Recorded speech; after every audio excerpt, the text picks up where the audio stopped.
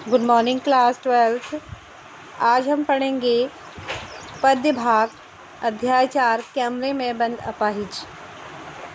इससे पहले पाठ को शुरू से करने से पहले मैं आपको पाठ की रूपरेखा बताती हूँ।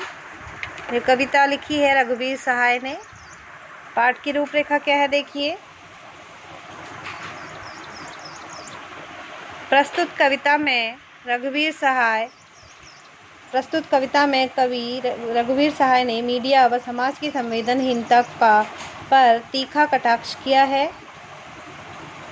अपने कार्यक्रम को आकर्षक और बिकाऊ बनाने के लिए मीडिया कर्मी विकलांगों की दयनीयता को अत्यंत क्रूरता से उभारते हैं।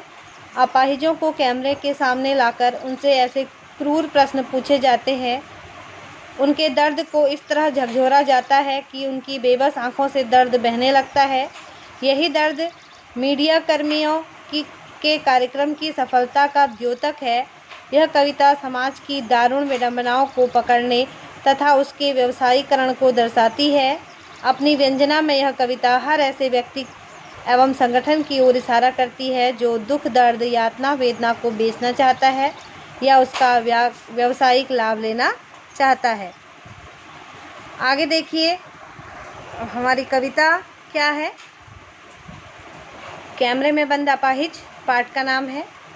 हम दूरदर्शन पर बोलेंगे, हम समर्थवान शक्तिवान, हम एक दुर्बल को लाएंगे एक बंद कमरे में, उससे पूछेंगे तो आप क्या अपाहिज हैं?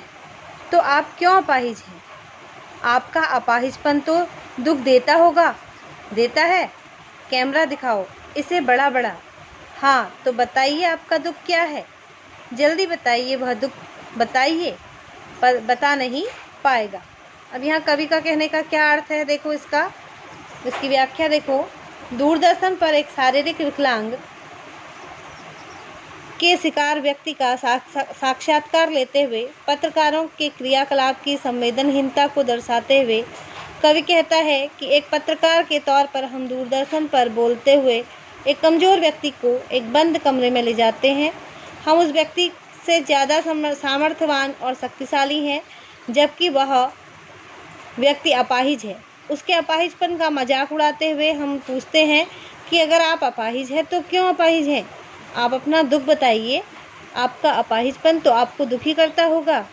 यह देखकर कि अपाहिज व्यक्ति कुछ कहने या रोने की स्थिति में है, कार्यक्रम को प्रस्तुत कर रहा व्यक्ति टेक्नीशियन को निर्देशित कर उसे कैमरे पर इसे बड़ा बड़ा करके प्रस्तुत करने को कहता है।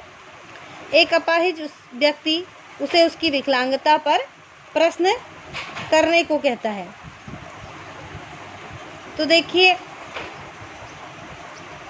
एक अपाहिज व्यक्ति से उसकी विकलांगता पर प्रश्न करके उसे दुखों को कुरेदने के पीछे मूल उद्देश्य वास्तव में उस अपाहिज के प्रति सहानुभूति या हमदर्दी को व्यक्त करना नहीं, बल्कि उसके दुख को सार्वजनिक प्रदर्शन करके लोगों की करुणा एवं दया की भावनाओं का सार्वजनिक प्रदर्शन कर उसको जागृत कर उसका व्यावसायिक लाभ उठाना है।